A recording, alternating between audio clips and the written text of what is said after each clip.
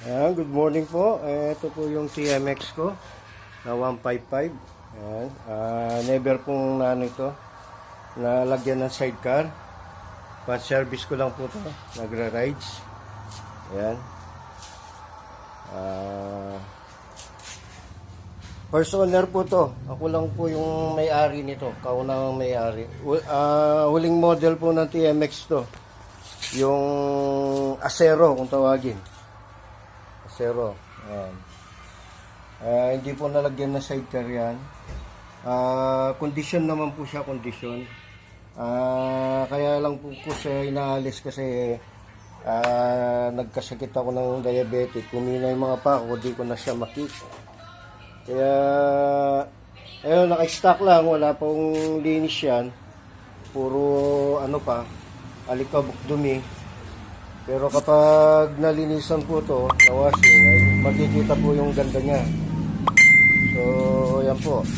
Yan po yung aking TMX. Yan po.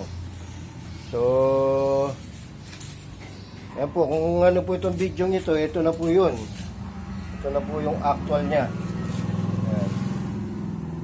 Yan. Na po siya. Alloy DBS.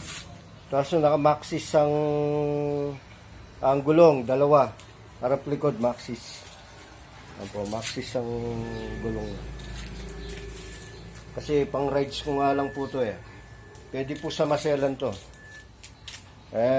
Ano lang po to, washing lang. Kapag na-washing nyo po ito, lalabas yung ganda niya. Kulay black po siya. Black Acero. Ayan po yan.